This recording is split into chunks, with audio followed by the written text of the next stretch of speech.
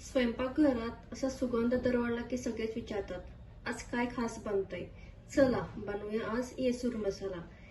एका चमच्यात झणझणीत चव, रंग आणि सुगंध हा आपल्या घरचाच येसूर मसाला बनवलेला आहे.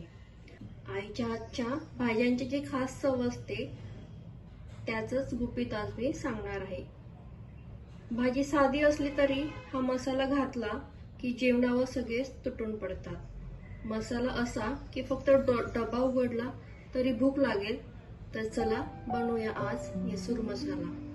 चव अगदी अप्रतिम, चविष्ट आणि खावीशी वाटणारी भाजी अशी आपण आज बनवूयात येसूर मसाला रेसिपी. सर्वजण विचारतील आज कोणता मसाला टाकलाय भाजीमध्ये. तर नमस्कार, मी ओजस्वी, कुक ओजस्वी मध्ये तुम्हा सर्वांचं खूप खूप मनापासून स्वागत करते. आज आपण बनवूयात येसूर मसाला रेसिपी. चला रेसिपीला सुरुवात करूयात. नमस्कार, स्वागत आहे तुमचं आजच्या एका नवीन रेसिपीमध्ये.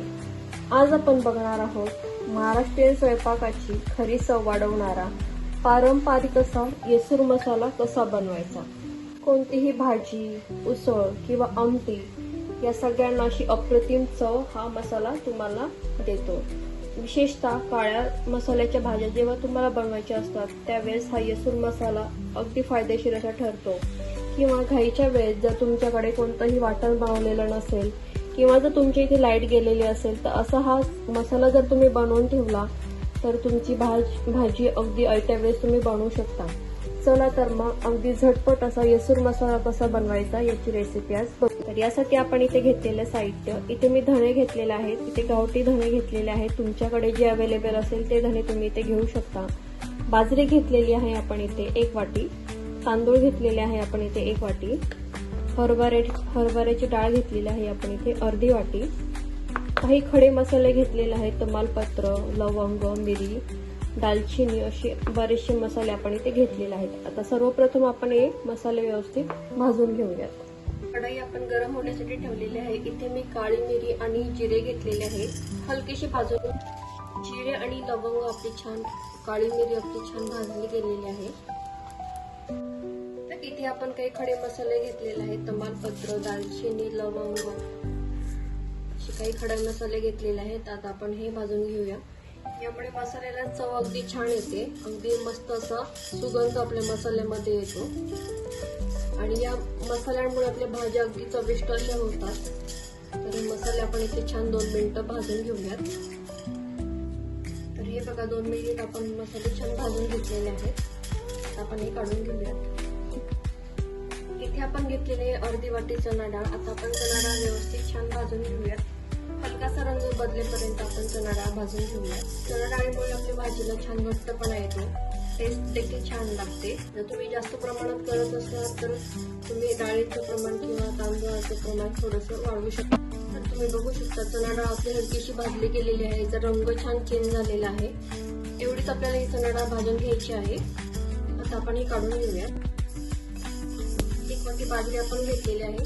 ही बाजरी आपण व्यवस्थित भाजून घ्यायची आहे. 2 मिनिटात आपली बाजरी छान भाजून होते. खूप वेळ लागत नाही. याला खूप काळं करायचं नाही, अगदी हलका रंग बदलेपर्यंत ही भाजून घ्यायची आहे. हे बघायचा आवाज येत आहे. आपली बाजरी इथे भाजून झालेली आहे. बाजरी आपली भाजून झालेली आहे. प्लेटमध्ये काढून घेऊया. 1 वाटी आपण इथे तांदूळ घेतलेले आहे. तांदूळ पण आपण छान भाजून घेऊया. हलकासा रंग आपल्या इथे तांदळाचा चेंज व्हायला लागलेला आहे, तुम्ही बघू शकता. त्याच रंगावरती आपल्याला तांदूळही भाजून घ्यायचे आहेत. खूप जास्त रंग बदलायचा नाही. छान आपले तांदूळ इथे भाजले गेलेले आहेत. आता आपण तांदूळ इथे काढून घेऊया. 1 वाटी आपण इथे घेतलेले आहेत धणे. धण्यामुळे आपल्या भाजीला छान चव येते, अगदी मस्त चवीची आपली भाजी बनवून तयार होते. त्यामुळे आपण धणे इथे थोडे जास्त म्हणजे 1 वाटी पूर्ण घेतलेले आहेत. धणे छान खमंग भाजून घ्यायचे आहेत. मस्त सुवास दरवळला पाहिजे अशी खमंग धणे आपण इथे भाजून घेऊया. धणे आपले छान भाजले गेलेले आहेत. तुम्ही बघू शकता हलकासा रंग याचा बदललेला आहे. आता आपण धणे काढून घेऊया. तर इथे तुम्ही बघू शकता सर्व मसाले आपण इथे छान व्यवस्थित भाजून घेतलेले आहेत. आता आपण हे मसाले पूर्णपणे थंड करून छान दळून घेणार आहोत. मिक्सर व्यवस्थित दळू शकता किंवा जर तुमचं प्रमाण जास्त असेल तर तुम्ही गिरणीमध्ये देखील हे दळून घेऊ शकता. आता आपण हे थोडंसं थंड करून घेऊया आणि मग नंतर याचं बारीक पावडर करून घेऊयात मिक्सरवर. तर इथे तुम्ही बघू शकता सर्व मसाले आपण इथे छान व्यवस्थित भाजून घेतलेले आहेत. आता आपण हे मसाले पूर्णपणे थंड करून छान हे दळून घेणार आहोत. मिक्सर व्यवस्थित दळू शकता किंवा जर तुमचं प्रमाण जास्त असेल तर तुम्ही गिरणीमध्ये देखील हे दळून घेऊ शकता.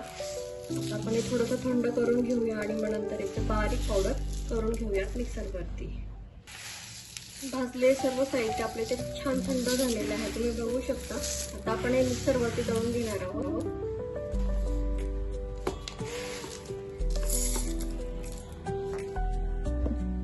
तर हे बघा मिक्सरवरती आपण छान अशी बारीक याची पावडर करून घेतलेली आहे, तुम्ही बघू शकता. अगदी फाईन अशी पावडर इथे बनवून घेतलेली आहे. इतकं बारीक आपल्याला हे दळून घ्यायचं आहे. मिक्सरच्या छोट्या भांड्यावर दळून घ्यायचं आहे, म्हणजे अगदी तुम्हाला जेवढं पाहिजे बारीक तेवढं याचं बारीक असं वाटून होतं. तर आपला येसूर मसाला इथे बनवून तयार झालेला आहे. हा मसाला 2 ते 3 महिने अगदी छान असा टिकतो. घाईच्या वेळेमध्ये तुम्हाला जर कोणती काळ्या वाटण्याची भाजी करायची असेल तर हा मसाला अगदी 2 चमचे जरी तुम्ही टाकला तरी तुमची भाजी अगदी मिळून येईल. अगदी घट्ट अशी भाजी आपली बनवून तयार होते. भाजीला चव देखील अगदी अप्रतिम अशी येते. वेगळं असं वाटण याच्यामध्ये टाकण्याची गरज पडत नाही. कांदा किंवा खोबरं बिरे जर तुम्हाला भाजी बनवायची असेल तर हा मसाला वापरून तुम्ही खूप छान अशी भाजी बनवू शकता.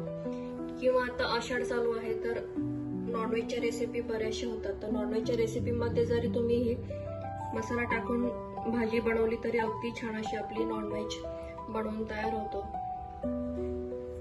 आपण यामध्ये सर्व साहित्य घातलेलं आहे, सर्व मसाले आहेत, त्यामुळे भाजीला चव देखील खूप सुंदर येते. अगदी खावीशी अशी भाजी वाटते. आता हा मसाला आपण 2 ते 3 महिने छान ठेवू शकतो. एअरटाईट कंटेनर डब्यामध्ये तुम्ही हा मसाला व्यवस्थित स्टोअर करून ठेवू शकता. याला फक्त पाणी लागू द्यायचं नाही, अगदी व्यवस्थित हा मसाला आपला टिकतो. व्हेज भाजी असो किंवा नॉनव्हेज भाजी असो, कोणत्याही भाजीला तुम्ही हा मसाला यूज करू शकता. काळ्या वाटणाच्या भाज्या असो किंवा रेग्युलर भाजीला देखील तुम्ही हा मसाला छान उपयोगी करू शकता. हा मसाला एकदा वापरून पहा आणि तुमची भाजी किती चविष्ट झाली हे मला कमेंटमध्ये सांगायला विसरू नका. अशा सोप्या आणि चविष्ट मराठी रेसिपीसाठी कुक विथ ओजस्वी सोबत जोडलेले राहा. पुन्हा भेटूया अशाच एका छानशा सोप्या रेसिपी सोबत. तोपर्यंत मस्त राहा, आनंदी राहा.